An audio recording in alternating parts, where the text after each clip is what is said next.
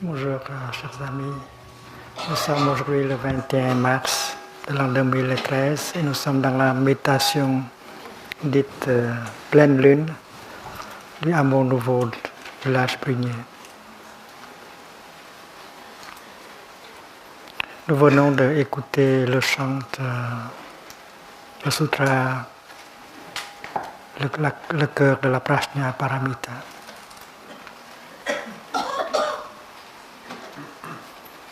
C'est à propos de la compréhension parfaite. Qu'est-ce que c'est que la compréhension parfaite? Le mot sanskrit, c'est prajna, prajna paramita, c'est-à-dire une sorte de compréhension, une sorte de vision profonde, une sorte de sagesse qui peut nous amener à l'autre rive. La rive de la non-peur, de la non-colère, non-désespoir, de la libération, l'autre rive.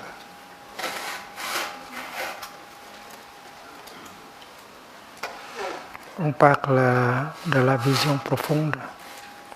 Cette vision profonde est obtenue par le regard profond. Quand on est en pleine conscience, on est vraiment là, dans l'ici et maintenant. Et si on regarde en profondeur, on va pouvoir toucher la vraie nature de ce qui est là. Notre corps, notre esprit, le monde, un nuage, un caillou. Donc tout peut être le sujet, tout peut être l'objet de notre méditation. Si vous regardez en profondeur dans la nature d'un caillou, alors vous pouvez toucher à sa propre nature.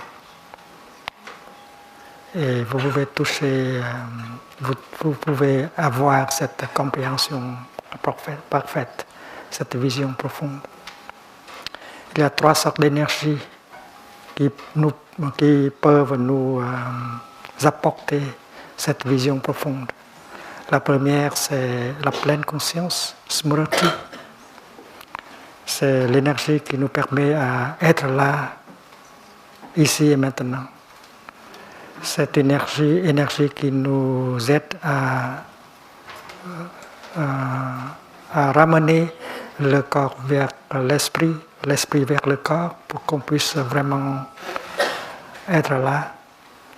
Et cette énergie qui nous permet d'être au courant du fait, au courant de tout ce qui se passe dans le moment présent, dans notre corps, dans nos pensées, dans nos sensations, etc. C'est l'énergie de la pleine conscience.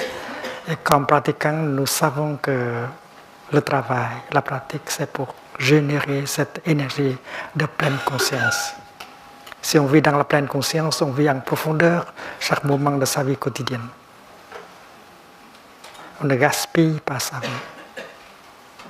on vit en profondeur, on touche les merveilles de la vie en profondeur pour se nourrir, pour se guérir.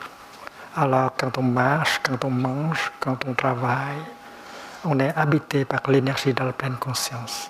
Et le bon pratiquant, c'est celui ou celle qui peut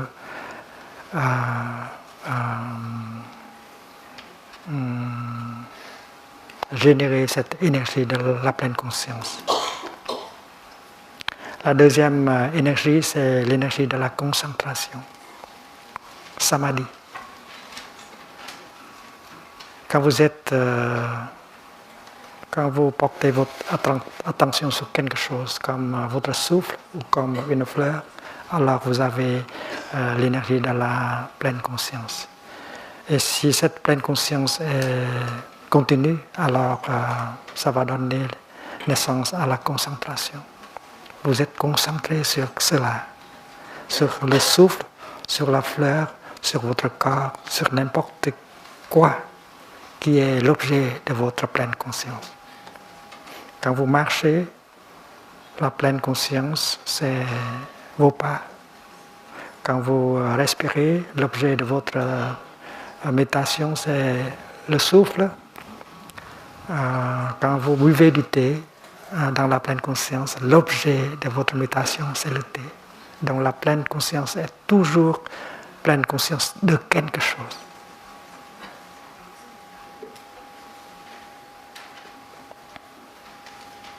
Et avec une bonne concentration, une forte concentration, on va pouvoir faire une percée dans l'objet de notre méditation. Que ce soit un caillou, un nuage ou une fleur, on va faire une percée pour pouvoir toucher sa nature véritable, appelée la nature de l'inter-être, ou bien l'incité. Et cette compréhension, cette vision profonde va pouvoir nous libérer. Et la pleine conscience, première énergie, la concentration, deuxième énergie, et la troisième, c'est la vision profonde. C'est une énergie aussi. Et cette énergie, cette vision profonde, est là comme fruit de notre pratique. C'est parce que notre pleine conscience est forte et notre concentration est assez forte. Avec la pleine conscience et la concentration, on peut faire une percée dans la nature des choses. Et quand on acquiert cette connaissance, cette sagesse, cette vision profonde, cette vue juste, alors on est libéré. Et dans le bouddhisme, la libération, le salut se fait avec la connaissance et non pas avec la grâce. Et cette connaissance-là, c'est la vision profonde, la compréhension parfaite. On peut très bien interpréter cette vision profonde comme une forme de grâce aussi. C'est une grâce. C'est une grâce la plus grande.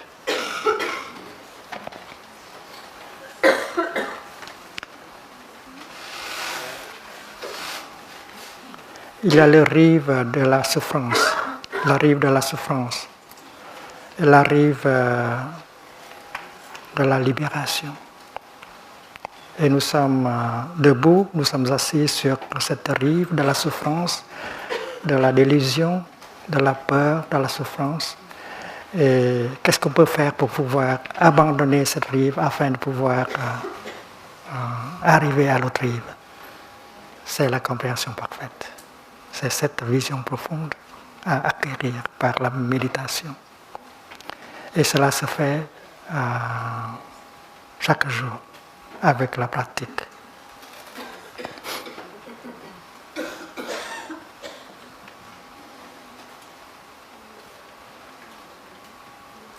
Les 5 entraînements à la pleine conscience, Ce sont des instruments, des outils très précieux, très importants,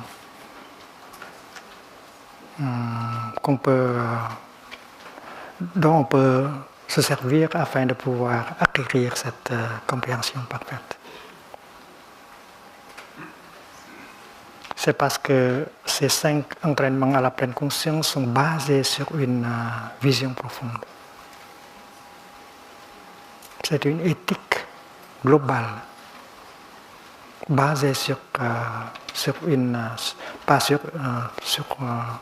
une croyance, mais sur une vision profonde, la vision de l'inter-être. Nous avons déjà appris les 4 vérités nobles du bouddhisme. Et c'est le temps de regarder, d'étudier, d'examiner ces 4 vérités dans la lumière de l'inter-être. Nous savons que la première vérité, c'est l'existence de la souffrance. Le bouddhisme est très pratique. Ce n'est pas des spéculations philosophiques, métaphysiques sur l'être, mais des méthodes appropriées et concrètes afin de pouvoir transformer la souffrance en quelque chose d'autre.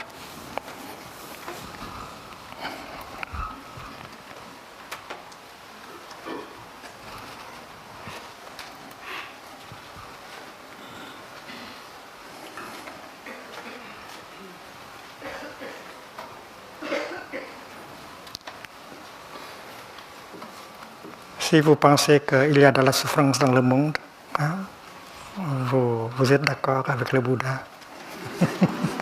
Il y a de la souffrance. Et on peut faire quelque chose pour la transformer. Donc la première vérité est acceptée par tout le monde. Il y a de la souffrance. La première vérité, c'est la présence du mal-être.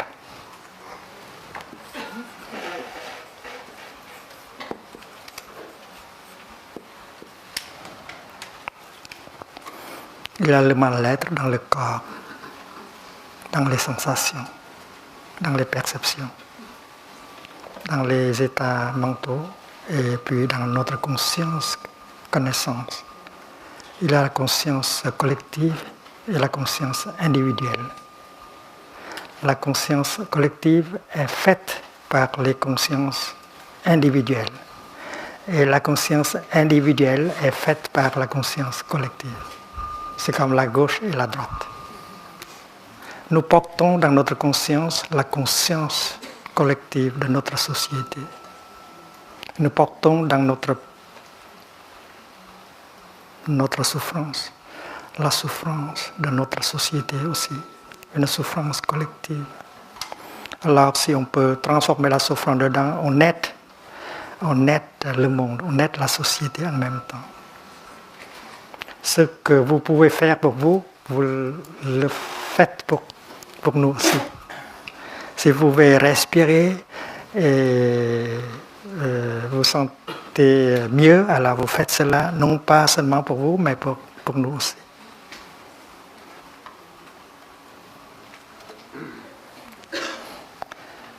Et l'enseignement du Bouddha est assez simple.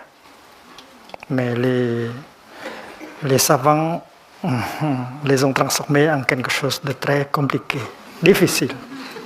Et ici au village pionnier, on essaie de simplifier, mais on garde toujours cette profondeur de l'enseignement. Simple, mais profond. Donc, il y a le mal-être. Et quand on regarde dans le mal-être, avec la pleine conscience, avec la concentration, on va pouvoir découvrir la deuxième vérité noble. C'est les racines du mal-être, les causes du mal-être, la fondation du mal-être. On a vécu en telle sorte que le mal-être soit devenu une réalité. Alors on regarde pour voir comment le mal-être s'est installé. c'est la méditation. On regarde dans le mal-être et on voit les causes, les éléments qui sont venus ensemble pour établir ce mal-être. Donc, la seconde vérité noble, c'est la base du mal-être, ou bien le chemin qui mène au mal-être. Cette sorte de vie, cette manière de vivre qui nous amène au mal-être. Donc la deuxième vérité peut aussi être décrite comme un chemin. Mais au lieu de nous conduire au bonheur, à la liberté, il nous conduit au mal-être.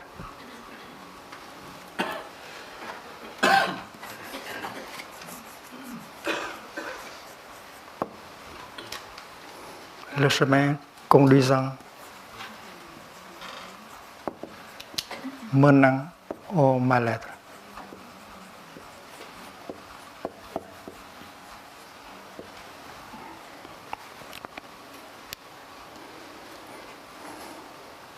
Le Bouddha a dit ceci d'une manière très simple. Ce qui vient de s'installer, c'est-à-dire votre mal-être, votre douleur, votre souffrance. La souffrance s'est installée. C'est comme une dépression. C'est un désespoir. C'est du mal-être. Et c'est ce qui vient de s'installer. Ce qui vient de s'installer. Si vous pouvez regarder en profondeur dans sa vraie nature, et si vous pouvez identifier leurs racines, les sources de nourriture dont vous avez utilisées pour le nourrir, alors vous êtes déjà sur le chemin de la libération. Donc regardez dans le mal-être pour voir comment on a vécu, comment on a agi, comment on a parlé, comment on a pensé pour que ce mal-être soit là. Donc là, c'est la racine. Deuxième vérité, c'est la racine du mal-être.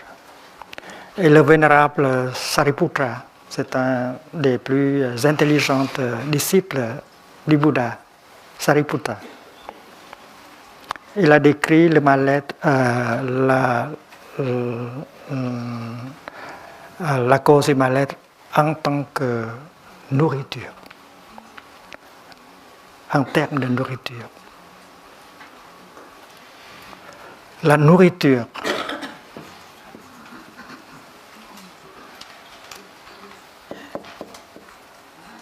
qui amène le mal-être.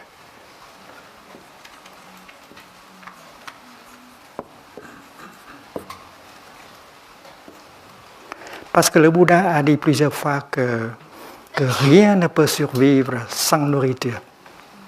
Il a répété cela plusieurs fois. Rien ne peut survivre sans nourriture. Votre amour aussi. Si vous n'alimentez pas votre amour, elle va mourir. Si vous ne savez pas comment alimenter votre amour, elle va mourir. Donc il faut savoir comment nourrir votre amour. C'est un art, c'est une pratique. Et votre dépression aussi. Votre dépression est toujours là, c'est parce que vous continuez toujours à l'alimenter. Votre colère, votre désespoir aussi, si elle continue à être là, c'est parce que vous continuez toujours dans la vie quotidienne à l'alimenter. Alors il faut regarder, il faut identifier cette sorte de nourriture et la couper, les couper. Et si vous coupez les sources de nourriture du mal-être, alors le mal-être va mourir. Votre dépression, votre désespoir va mourir. Donc, le moine le vénérable Sariputra nous a aidé beaucoup en décrivant la deuxième vérité en termes de nourriture. Le Bouddha a parlé de 4 sortes de nourriture. La nourriture comestible et les impressions sensorielles, ce que nous voyons, ce que nous entendons, ce que nous sentons, ce que nous pensons, ce sont des nourritures. Nos idées, nos pensées peuvent être nocifs, empoisonnés, alors ils sont une sorte de nourriture. Donc on se nourrit avec les yeux, avec l'oreille, avec le nez, avec la langue, avec le corps et avec les pensées. Il faut faire très attention. Il ne faut pas s'alimenter des choses, par des choses empoisonnées. Ce que vous regardez dans la télévision, ce que vous lisez dans les revues, ce que vous écoutez comme conversation peuvent contenir en eux-mêmes des toxines, des poisons. Alors on consomme. Si on a une dépression, c'est parce qu'on a consumé en telle sorte que cette dépression est devenue une réalité. Alors il faut identifier les sources de nourriture. Il faut faire très attention quand vous regardez la télé, quand vous lisez les articles dans les journaux, quand vous écoutez une conversation, parce que ces choses-là peuvent renfermer beaucoup de poisons. Il faut se préserver, se protéger. Les 5 entraînements à la pleine conscience, surtout la 5e, c'est une discipline, c'est une pratique pour nous protéger, protéger nos enfants et protéger notre société. C'est le bouddhisme engagé.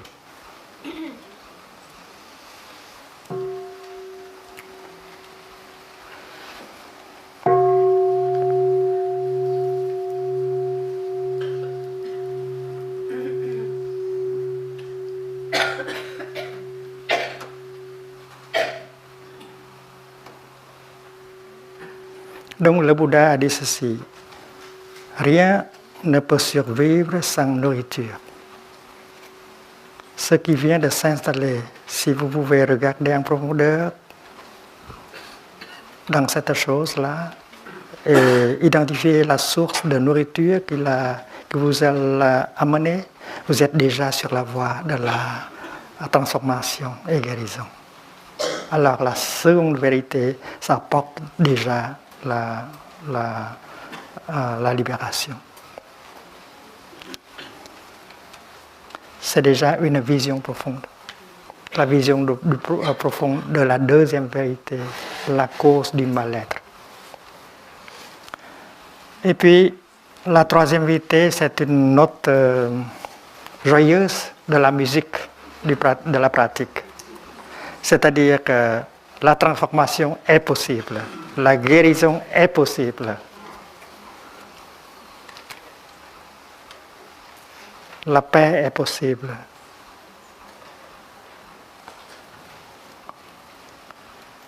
Et on a utilisé le mot la fin du mal-être.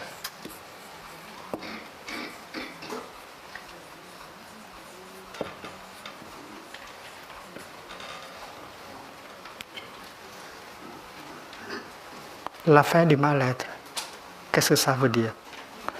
Ça veut dire le commencement du bien-être. C'est la même chose. Quand on dit l'absence des ténèbres, qu'est-ce qu'on veut dire? La présence de la lumière. Il faut lire les sutras de cette manière. L'absence du mal-être, c'est-à-dire la présence du bien-être. Donc, la joie Le bonheur est possible. C'est la troisième vérité. C'est une note positive, heureuse dans la musique du pratique. Et comment? Et comment arriver à la fin du mal-être? Il y a un chemin qui mène, qui conduit au bien-être, qui détruit le mal-être. Le chemin menant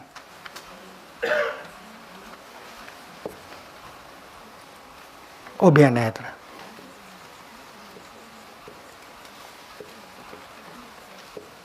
C'est-à-dire à la destruction du mal-être.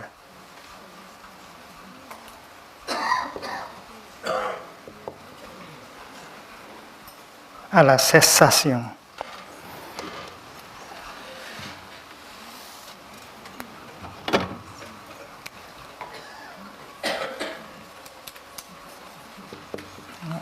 Du mal-être.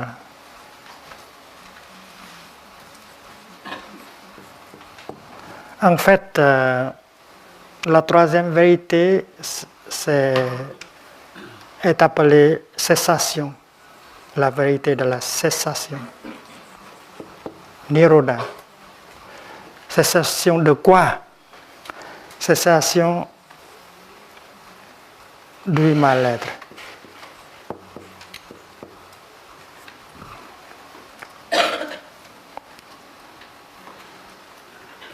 Et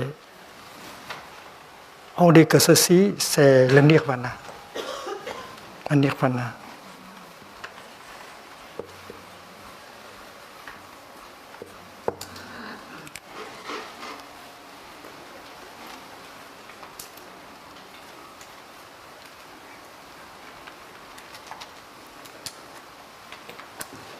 Le nirvana, c'est l'absence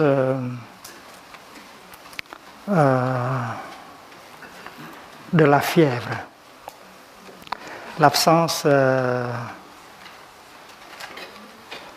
des flammes qui nous brûlent, les flammes de l'affliction. Il y a la peur, il y a le désir, il y a le désespoir, il y a la colère, ce sont des flammes, le feu qui nous brûle dans la vie quotidienne. Et nirvana, c'est l'extinction des flammes. L'extinction des flammes. L'extinction des flammes, ça veut dire la présence de la fraîcheur. Et vous pouvez dire que nirvana, c'est la fraîcheur. C'est le printemps. Mais où peut-on trouver le printemps, le bonheur, le nirvana? Et le Bouddha a dit ici et maintenant. Cela est disponible tout de suite si vous savez comment. L'autre rive. Peut-être si vous savez comment faire une inspiration dans la pleine conscience et si vous pouvez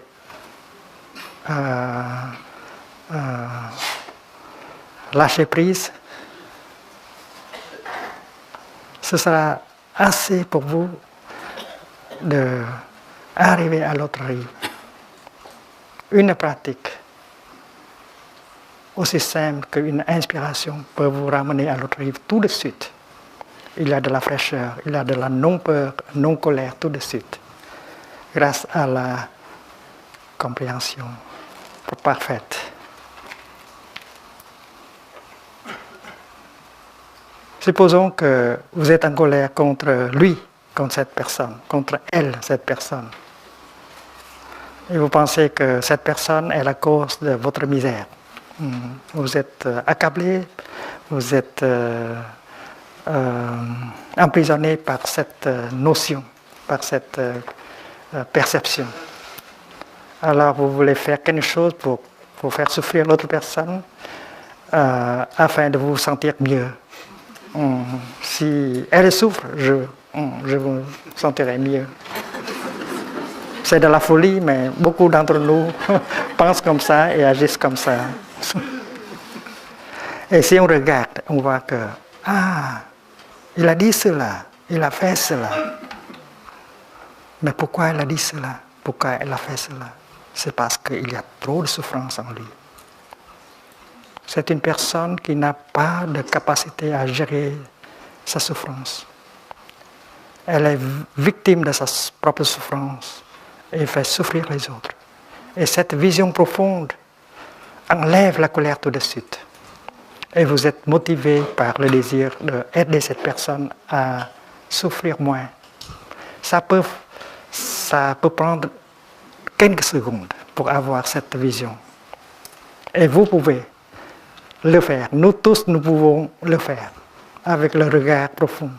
Si vous pouvez identifier, reconnaître la souffrance dans cette personne-là et voir qu'elle est la victime de sa propre souffrance, alors la colère ne sera plus en vous. Vous êtes dans le nirvana. Vous êtes nirvanisé tout de suite. Donc le nirvana, ce n'est pas un lieu, ce n'est pas un local. Le nirvana, c'est la libération. Et c'est possible d'atteindre le nirvana dans chaque moment de notre vie quotidienne. Avec quoi? Avec la pratique, afin de pouvoir obtenir cette vision profonde. Si on a peur de la mort, c'est parce qu'on n'a pas eu cette vision profonde. Quand on regarde les choses, on voit que leur nature, c'est la nature de la non-naissance et de la non-mort. Vous savez que Antoine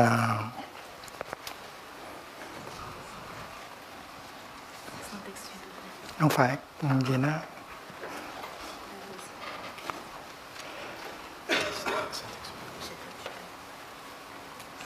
ông gì mà riêng là Lavoisier. Lavoisier, c'est le père de la chimie moderne, n'est-ce pas? C'est en français, n'est-ce pas?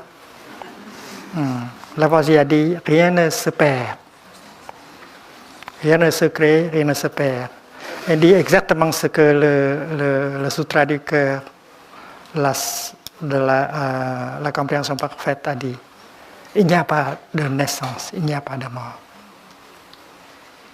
Et nous connaissons tous que selon la première loi de la thermodynamique, on ne peut pas créer la matière. On ne peut pas détruire la matière. On ne peut pas créer l'énergie. On ne peut pas détruire l'énergie. Tout se transforme. La matière en matière, la matière en énergie, l'énergie en énergie, l'énergie en matière. Mais on ne peut pas créer ou détruire matière ou énergie. La loi de la conservation de l'énergie. Donc la science a déjà touché cela, cette nature de non-naissance et de non-mort. Et si les hommes de science peuvent appliquer cela dans la vie quotidienne, ils n'auront plus peur, ils n'auront plus de souffrance. Donc, au point de vue de la forme, il y a 4 vérités. La première n'est pas la deuxième. La deuxième n'est pas la troisième. La troisième n'est pas la quatrième. Mais dans la lumière de l'inter-être, on voit autrement. C'est pourquoi dans le sutra, la compréhension parfaite, il a dit qu'il n'y a pas de souffrance.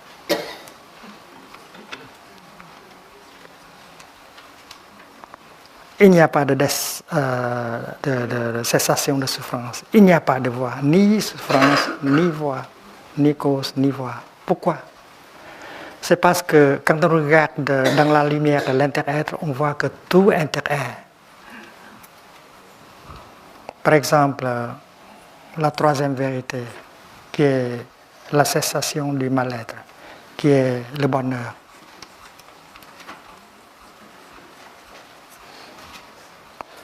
Elle a une relation étroite avec la première.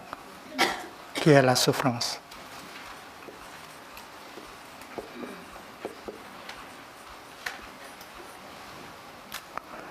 Quand on regarde dans le bonheur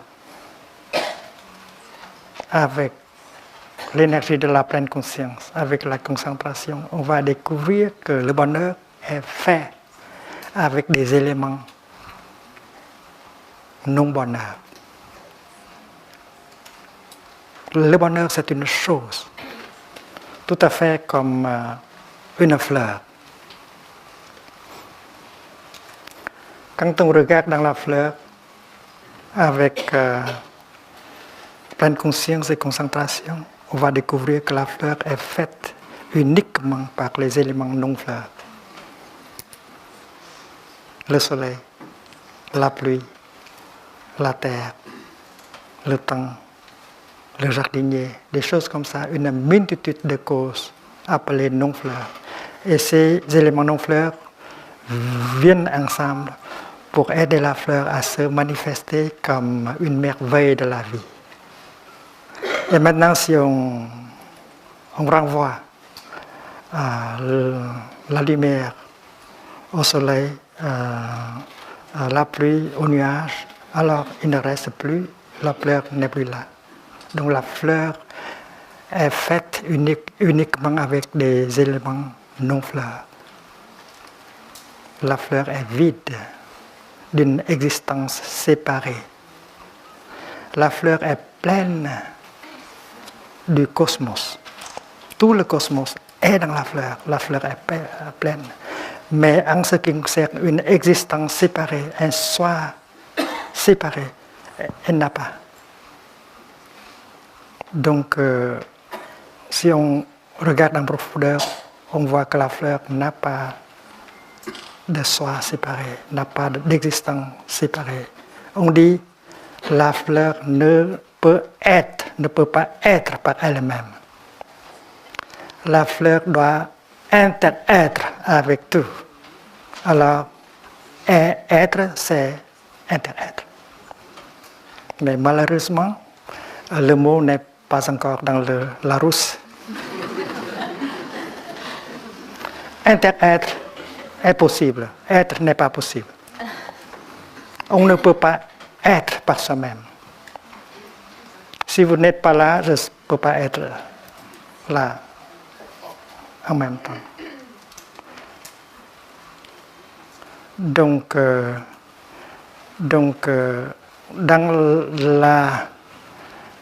dans la lumière de l'inter-être, le bonheur est une sorte de fleur. Et quand on regarde dans le bonheur, on voit des éléments non-bonheur qui sont réunis pour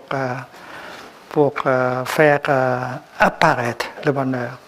Et dans ces éléments non-bonheur, il y a l'élément souffrance.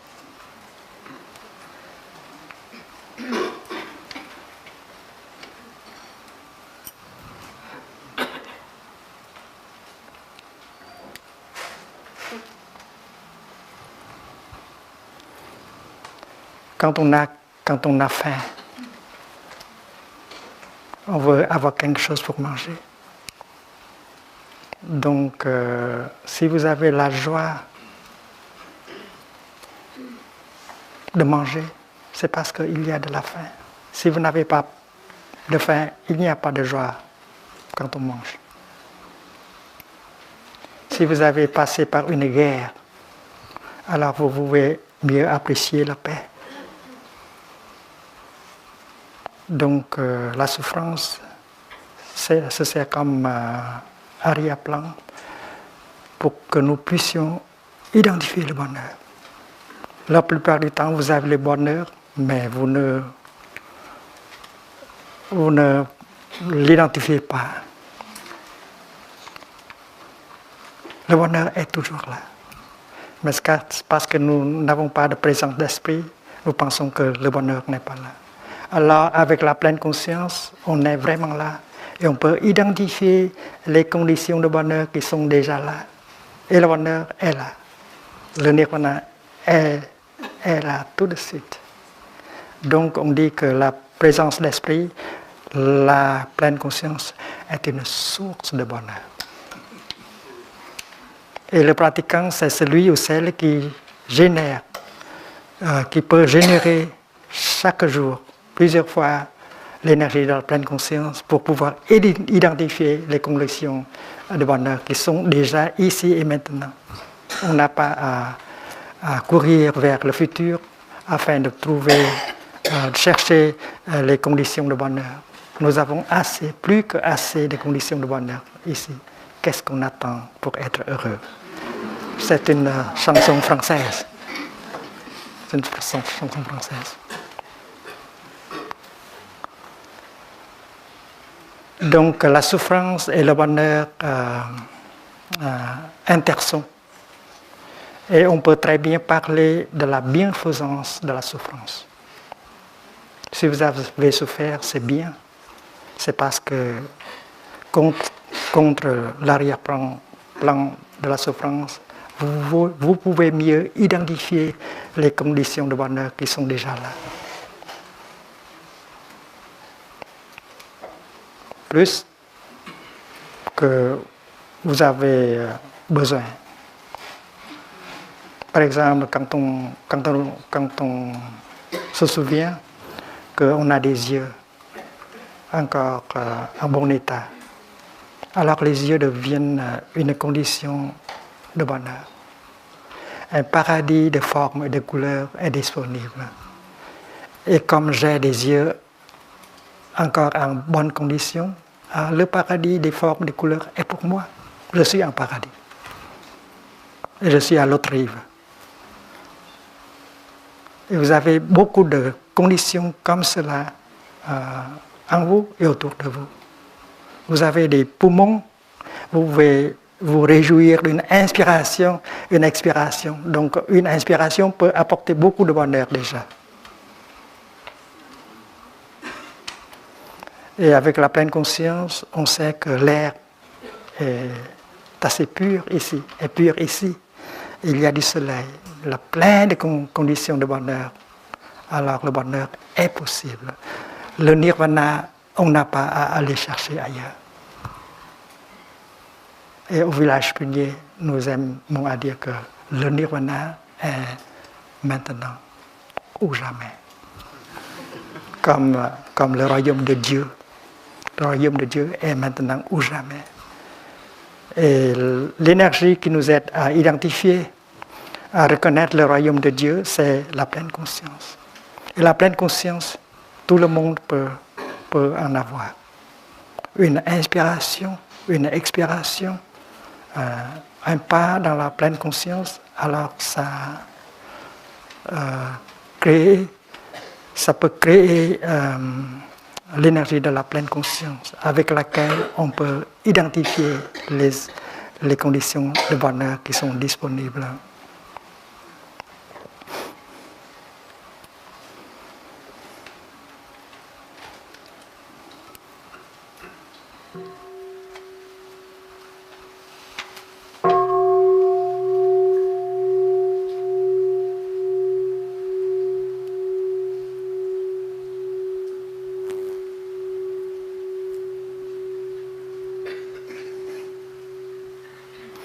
Je vous prie de noter ceci.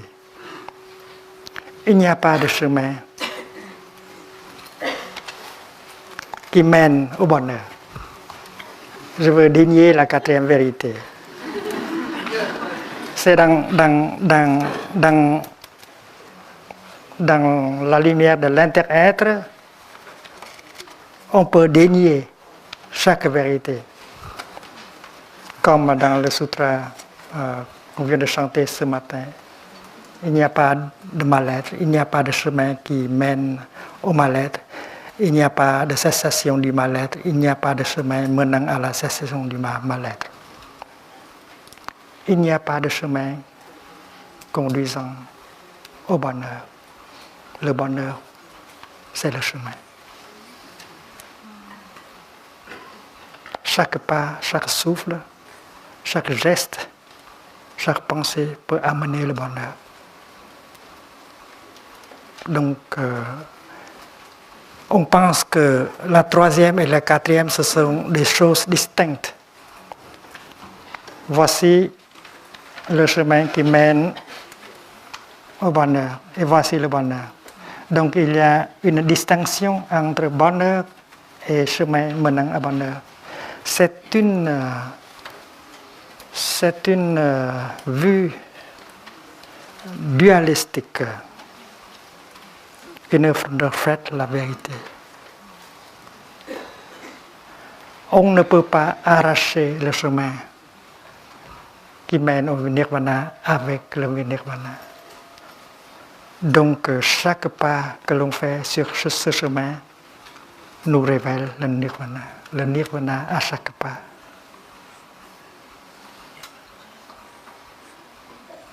Le nirvana à chaque souffle, le nirvana à chaque pas, le nirvana à chaque moment de votre vie quotidienne. Le nirvana est disponible ici et maintenant, comme le royaume de Dieu. Ce n'est pas un espoir, c'est une réalisation possible ici et maintenant. Si vous pouvez déposer le fardeau, alors vous avez la liberté et vous êtes dans le nirvana, dans le royaume de Dieu. Et comment déposer le fardeau? Il faut réaliser que le fardeau, c'est la cause de votre misère, de votre souffrance. Alors pourquoi continuer à porter le fardeau? Est-ce que c'est la peine de continuer comme ça? Alors le moment quand vous pouvez déposer le fardeau, vous êtes libre. Et le nirvana est à vous, le royaume de Dieu est à vous. J'ai dit aux amis chrétiens que on ne doit pas mourir pour pouvoir entrer dans le royaume de Dieu. Ce sera trop tard.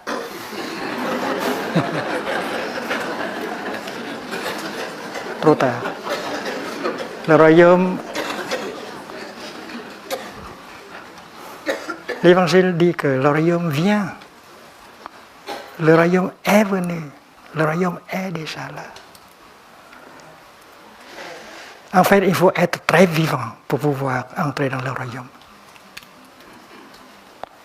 Mais comment devenir vivante? Une inspiration dans la pleine conscience ramène l'esprit vers le corps. Et quand l'esprit est avec le corps, vous êtes installé dans le moment présent. Vous êtes pleinement présente. Vous êtes pleinement vivante. Avec un pas seulement, vous entrez dans le royaume de Dieu, dans le nirvana. Et c'est possible aujourd'hui même. Donc les deux vérités, la première et la quatrième, elles intersont. On ne peut pas arracher l'une de l'autre. Regardant profondément dans le bonheur, on voit la souffrance. Regardant dans la souffrance, on peut voir le bonheur, comme la boue et les lotus. Sans la boue, il n'y a pas de lotus. Donc, avec la souffrance, avec la compréhension parfaite, on peut faire bonne action du mal-être. Donc, je vous prie de noter qu'il n'y a pas de nirvana en dehors du chemin. Le chemin, c'est le nirvana. Le chemin, c'est le bonheur. Et on parcourt le chemin dans le bonheur. Chaque moment d'être, chaque moment à vivre renferme le bonheur, le bien-être. On sait comment gérer une souffrance, on sait comment créer un bonheur. Et nous tous, en tant que pratiquants, nous pouvons agir comme des magiciens. C'est-à-dire on peut créer un moment de bonheur, un bonheur tout de suite quand on veut. Avec quoi? Avec la pleine conscience. Avec la pleine conscience, on peut très bien et très vite identifier une condition de bonheur. Par exemple, autour de la table, avant le dîner, vous regardez les vôtres avec amour et vous dites, c'est un moment de bonheur. Vous créez un moment de bonheur. Vous êtes un magicien. Vous avez le pouvoir de créer le bonheur pour vous et pour les vôtres à n'importe quand. Et c'est possible de pratiquer pour pouvoir avoir assez de paix, assez de compassion, afin de pouvoir créer des moments de bonheur comme ça dans la vie quotidienne. Donc, je conclus que quand on regarde dans une des 4 vérités, on peut voir les 3 autres. Les 4 vérités nobles intersont. Il n'y a pas de vérité séparée, il n'y a pas de soi séparé. Une vérité est faite avec des autres éléments, des autres vérités. Et comme cela, on étudie le bouddhisme dans la lumière de l'inter-être, comme Bouddha et être vivant. Il n'y a pas de Bouddha hors des êtres vivants. Si on veut chercher le Bouddha, on doit chercher dans les êtres vivants. C'est parce qu'un Bouddha est une personne, est un être vivant. Et chaque être vivant possède la nature de Bouddha. Alors, le lieu le plus sûr de chercher le Bouddha, c'est en nous-mêmes.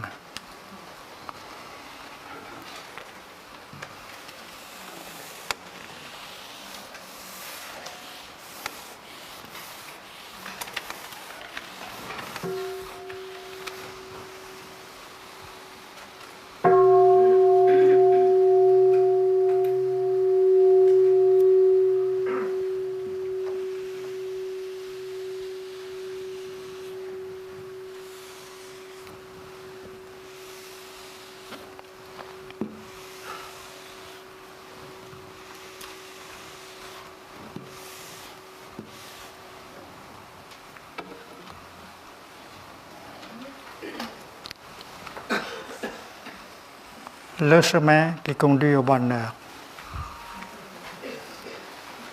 comme décrit par le Bouddha, commence avec la vue juste.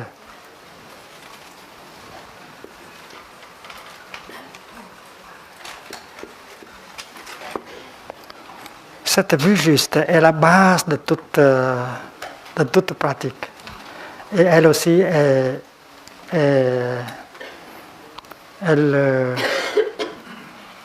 le résultat de la pratique. On se base sur la vue juste pour pratiquer, et la pratique nous amène encore de la vue juste.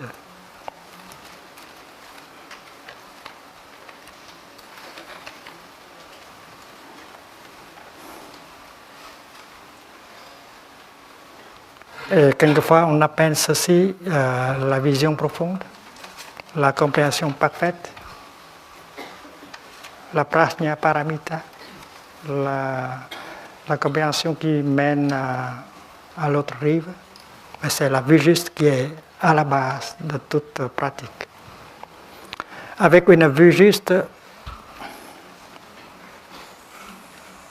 on peut pratiquer la pensée juste.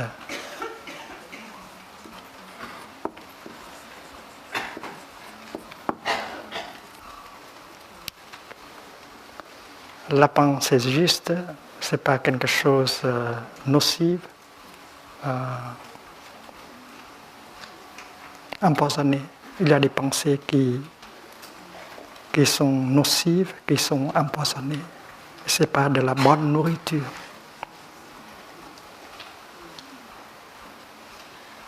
La pensée juste est une pensée dénuée de toute discrimination.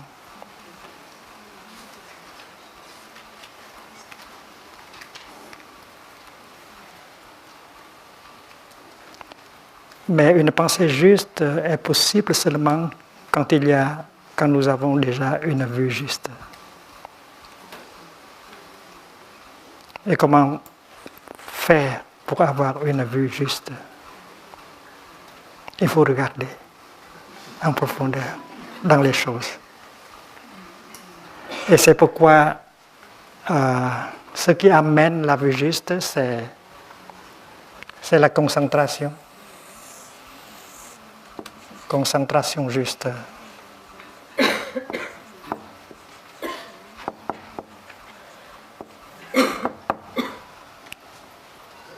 Dans la pratique de la méditation, on vous enseigne comment vous concentrer pour pouvoir toucher la vue juste. Par exemple, quand vous regardez un nuage, on vous conseille comment regarder un nuage pour pouvoir toucher sa nature de non-naissance et de non-mort.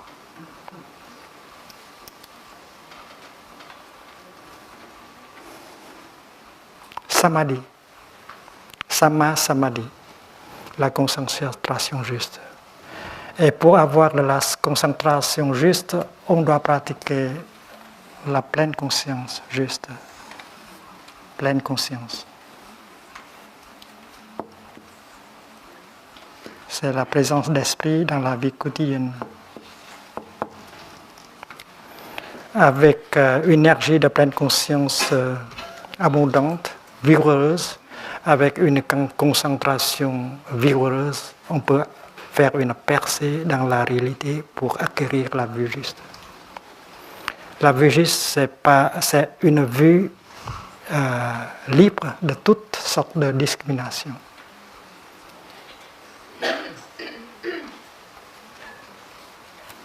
Une fois, un moine appelé Katyayana, son nom pali est Katyayana, est venu demander le Bouddha: cher maître, vous avez parlé plusieurs fois sur la vue juste. Qu'est-ce que vraiment une vue juste? Et cette fois-là, le Bouddha a dit: la vue juste, c'est une vue qui transcende la notion de l'être et du non-être.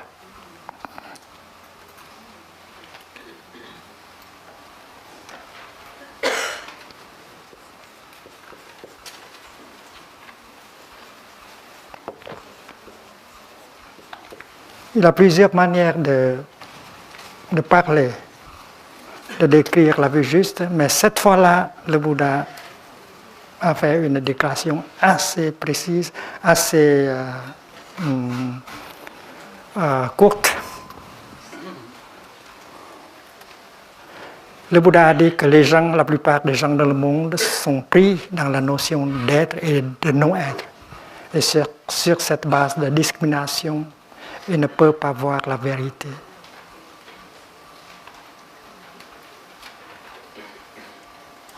Toutes sortes de peurs, de malaise, de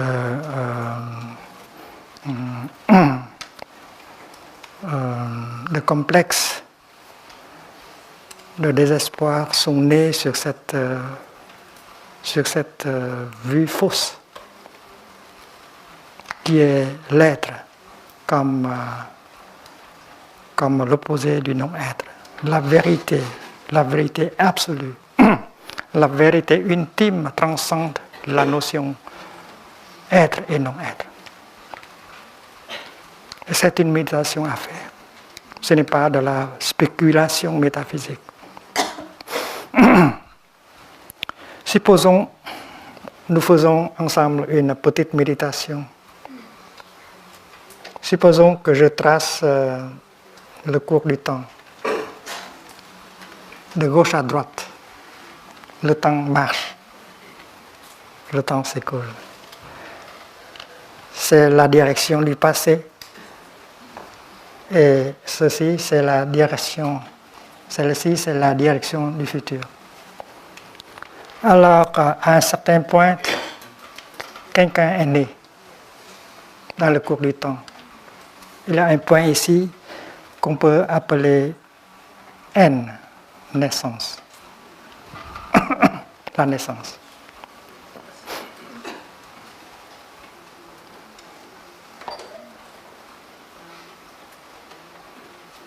Et qu'est-ce qu'on pense de la naissance? Généralement, on dit que naître, c'est du néant, on passe, du non-être, on passe à l'être. N'est-ce pas? C'est parce que je n'ai pas existé avant le point N. C'est pourquoi le segment qui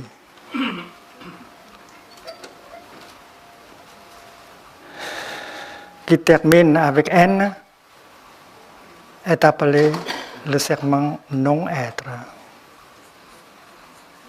Avant que je suis né, je n'existais pas. J'appartenais au non-être. Et dès ce moment, j'appartiens à l'être. C'est notre manière de voir les choses, de penser. Et le Bouddha a dit que penser comme ça, ce n'est pas la pensée juste. C'est parce que ce n'est pas une vue juste. La plupart de nous pensent que naître, c'est du non-être, on passe à l'être. De personne, on devient quelqu'un. Avant de devenir quelqu'un, on était personne. Du non-être, on passe à l'être. C'est la manière de penser. Et comme la naissance est là, quelque chose d'autre doit être là en même temps. C'est la mort. Et on fixe la date de la mort à peu près 100 ans plus tard. M. Et le segment NM est appelé une vie. Une vie.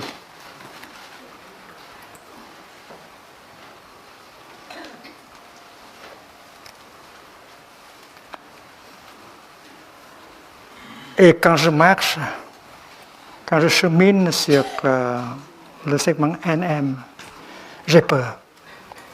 C'est parce que je pense que je dois, à un moment, je dois arriver à M. Alors je me prépare pour pouvoir passer de l'être au non-être une fois.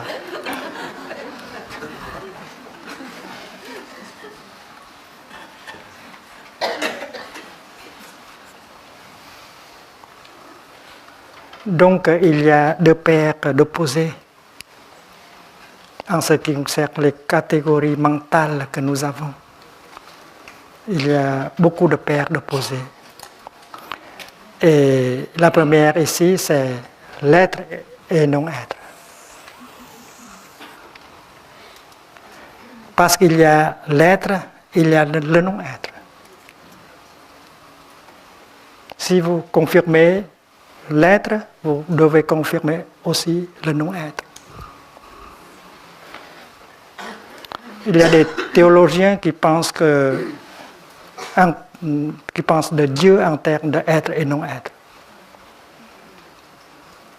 Ils disent que Dieu est la base de l'être, la fondation de l'être.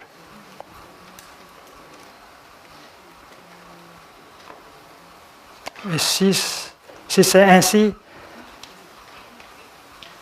qui va jouer le rôle de la fondation du non-être?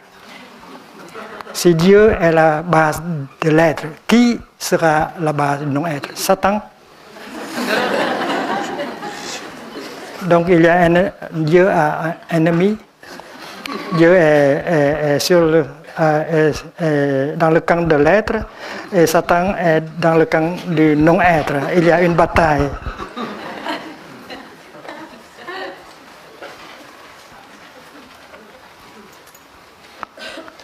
Donc, être et non-être, selon le Bouddha, ce ne sont que des idées.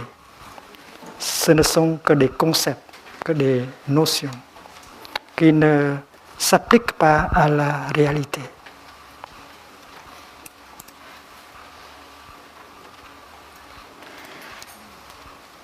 Et comme on est pris dans cette paire d'opposés, on est pris aussi dans une autre paire d'opposés qui est la notion de naissance et de mort.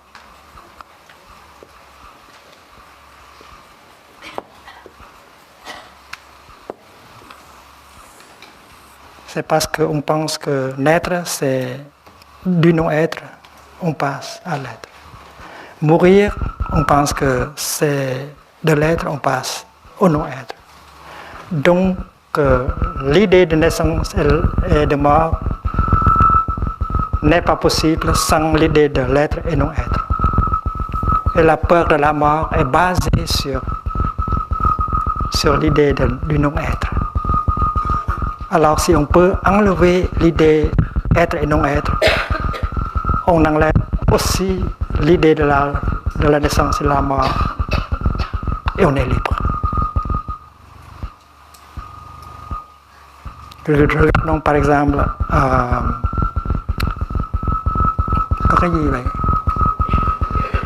c'est le non-être.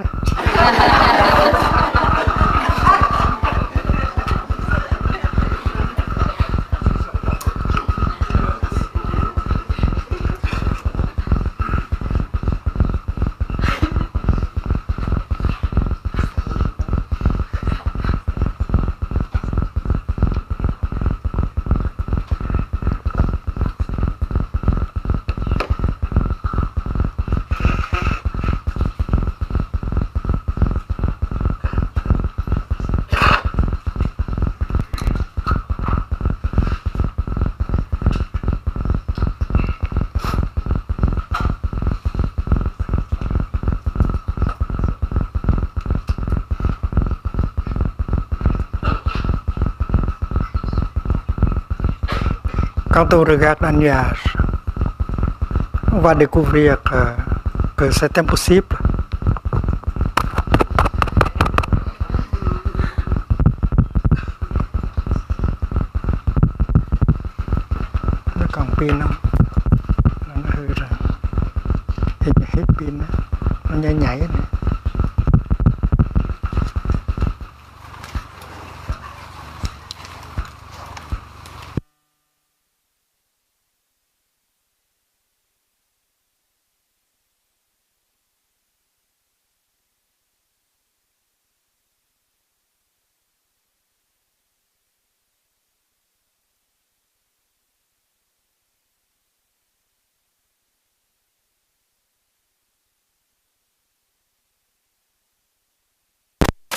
Chưa có, mở ra đi con.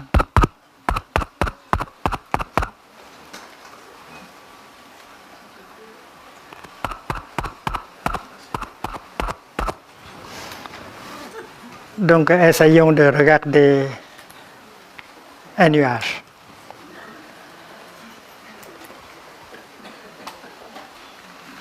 Un nuage est fait avec des éléments non nuages, avec de la chaleur, avec l'eau de l'océan, des lacs, avec notre respiration. Et quand on regarde dans un nuage, on voit des éléments non nuages.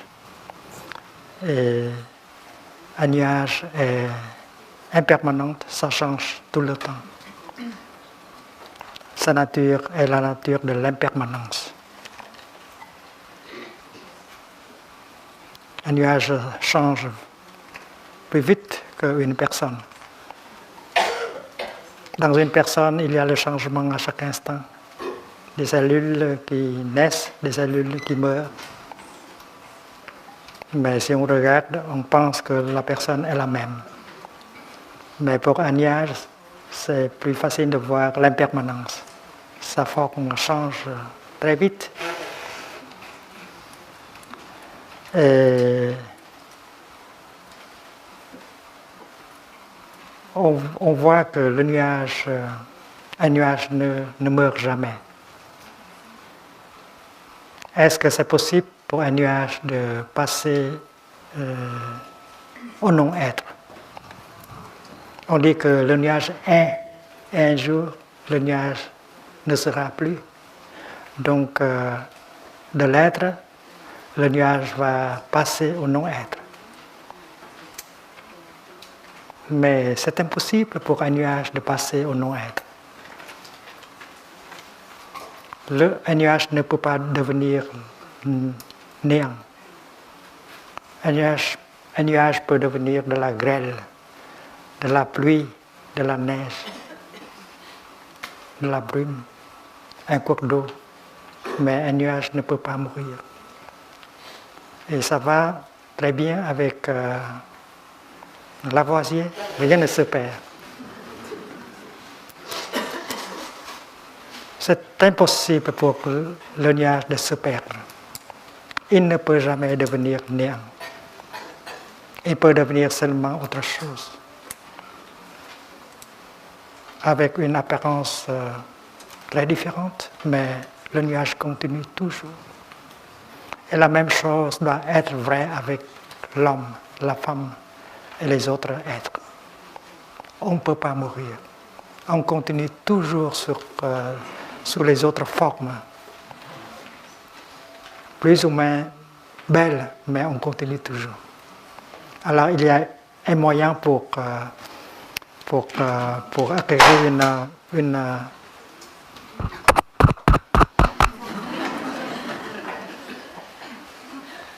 mất âm thanh rồi cơ.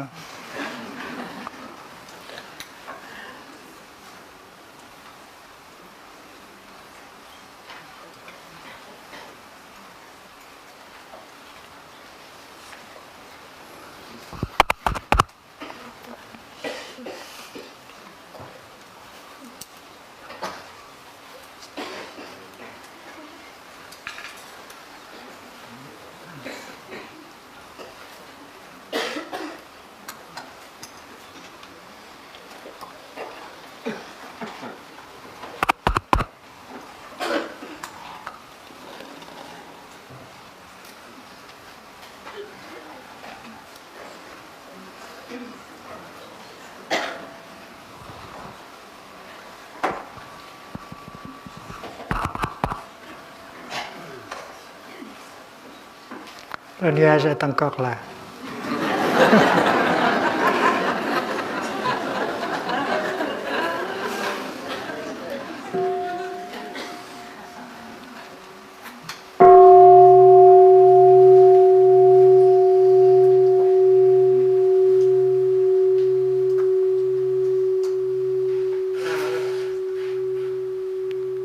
C'est possible d'assurer une belle continuation. Pour le nuage et pour nous aussi. C'est parce qu'on continue toujours. Et comment? Dans le bouddhisme, on parle de l'action. On continue par son action. Il me semble que Jean-Paul Sartre a dit quelque chose dans ces termes. L'homme est la somme de ses actes. L'homme, ce n'est que ses actes. La valeur de l'homme se voit dans son action. C'est très proche du Bouddha. Donc, avec une vue juste, libre de toutes ces notions, alors vous pouvez produire des pensées justes. Une pensée juste, c'est une pensée libre de toutes sortes de discriminations. Une pensée qui a de la compréhension et de l'amour. Une pensée qui peut nous nourrir, qui peut nous guérir, et nourrir et guérir le monde. Et c'est une chose possible pour chaque pratiquant. Produire une pensée juste, une pensée aimante, une pensée de compréhension. Si on a cette base de connaissance, la vue juste, il n'y a pas de soi séparé. Tu es, donc je suis. Je suis fait avec des éléments non moi et tu es fait avec des éléments non toi. Je suis en toi et tu es en moi. Comme novice, j'ai appris à faire une révérence au Bouddha avec le Gatha.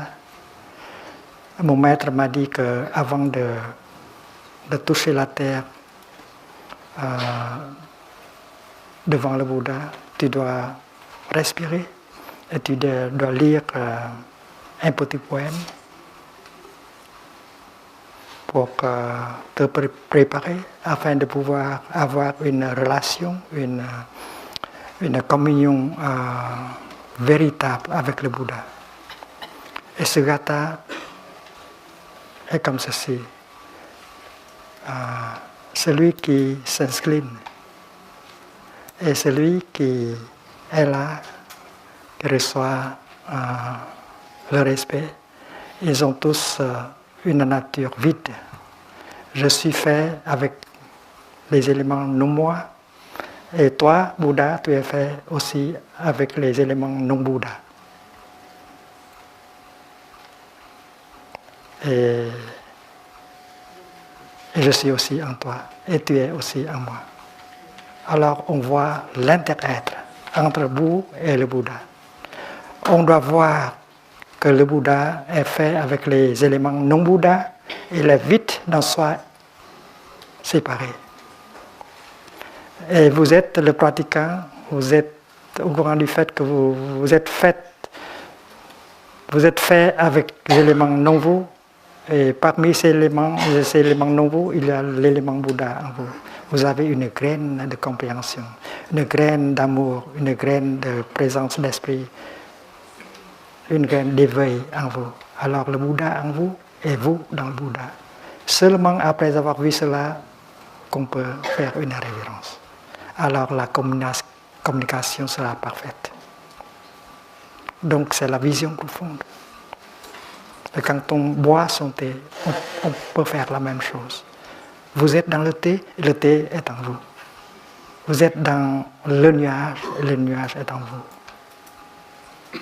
Et quand on tient la tasse de thé dans sa main, on peut pratiquer, on peut s'amuser, on peut regarder et voir que le nuage dont on a parlé est dans votre tasse. Et on peut sourire au nuage dans le thé. Comme ça, vous avez déjà la vision profonde. Le nuage est maintenant le thé. Et maintenant, vous allez boire votre nuage. C'est dans la poésie, mais c'est aussi de la méditation. Et comme ça, il y a une communion profonde entre vous et le monde. Et on peut vivre chaque moment de sa vie comme ça. Donc, la pensée juste, c'est une pensée qui possède cette vision non-soi, cette vision d'inter-être.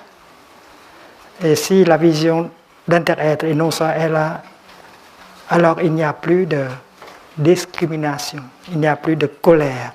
Et c'est pourquoi une pensée juste me guérit, me nourrit, et guérit et nourrit le monde. Et comme pratiquant, on peut produire des pensées comme ça pendant la journée. C'est bien pour notre santé, c'est bien pour la santé du monde. Et il faut une vue juste pour pouvoir produire des pensées comme ça, très saines, très nourrissantes, très guérissantes. Et puis avec la vue juste, on peut aussi produire de la parole juste.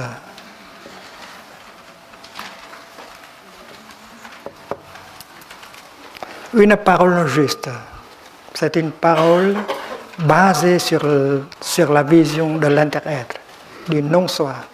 Chérie, je sais que tu sais que que tu es en moi et je suis en toi. Nous intersommes, notre souffrance n'est pas une chose individuelle. Notre bonheur aussi, ce n'est pas une chose individuelle. Et quand on dit des choses comme ça, ta souffrance est ma souffrance.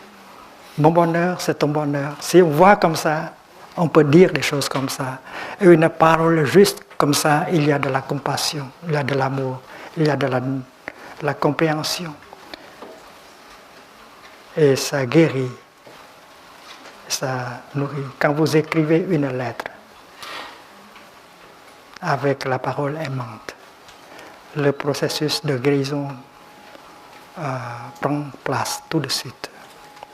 Vous n'avez pas encore envoyé la lettre, mais déjà la guérison a commencé. Écrire une lettre, envoyer un email, c'est la pratique. Il faut que ce que vous dites, ce que vous écrivez, porte en elle la compassion, la non-discrimination, la compréhension. Et ça va vous guérir et guérir l'autre personne. Et en tant que pratiquant, on peut faire cela plusieurs fois dans la journée. Grâce à cette vue juste, à cette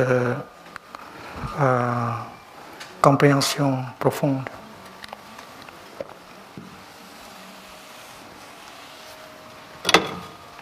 Et ce que vous faites, l'action est aussi basée sur la vue juste. Il n'y a pas de discrimination, il y a de la compassion, il y a de la compréhension. Ce que vous faites peut très bien protéger, soutenir, aider, nourrir. Avec votre corps, vous pouvez protéger la vie, vous pouvez aider les autres, vous pouvez aider à guérir, à transformer. Donc c'est l'action juste. Et l'action juste se base aussi sur la vue juste. Et dans le bouddhisme, on parle de la continuation dans le futur en termes d'action. Action. C'est-à-dire le karma. Le karma. Le karma, ça veut dire l'action. L'action triple. La pensée, c'est déjà l'action.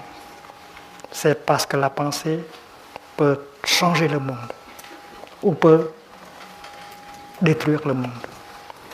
La parole aussi, ça peut changer le monde. Ou ça va pousser quelqu'un à se tuer. Donc la parole est très importante. La parole, c'est l'action. Avec votre corps, vous pouvez protéger, vous pouvez soutenir et aider. Alors chaque jour, on produit des pensées, on produit des paroles et on produit de l'action. C'est comme un oranger. Un oranger dans la cour, il produit des feuilles, des belles feuilles, des belles fleurs, des belles oranges. Nous, des êtres vivants, nous produisons en termes de pensée, de parole et d'action. Et c'est notre continuation. C'est parce que rien ne se perd. Et nous sommes nos actions. Et ça continue toujours. Rien ne se perd. Donc il n'y a pas de mort. Il n'y a que la transformation, la continuation sous d'autres formes. Et on peut très bien assurer une belle continuation avec la pensée juste, la parole juste et l'action juste. Et aussi, on peut avoir pratiqué le moyen d'existence juste, une profession, moyen d'existence juste, qui ne nuit à personne, qui ne nuit à l'environnement. Et c'est une chose basée aussi sur une vue juste de notre planète, de notre société. Et aussi, il y a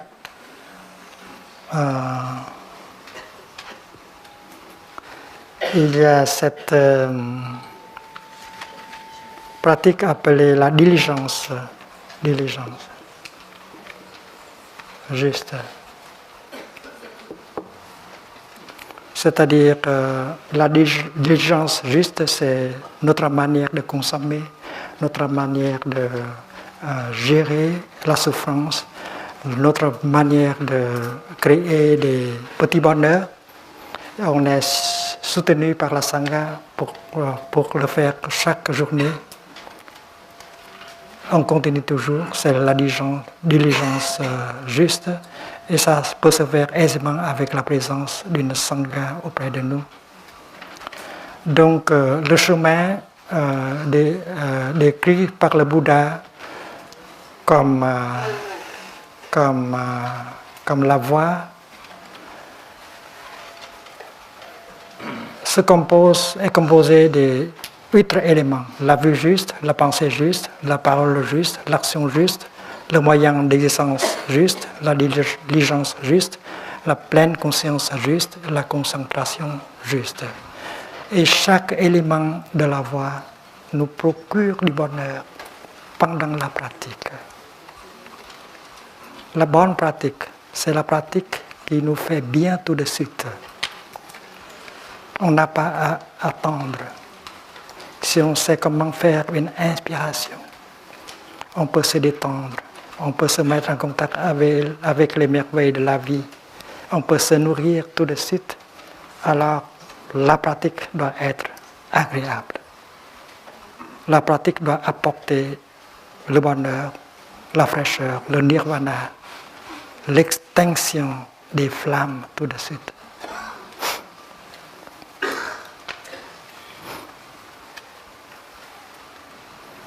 C'est l'heure de la marche.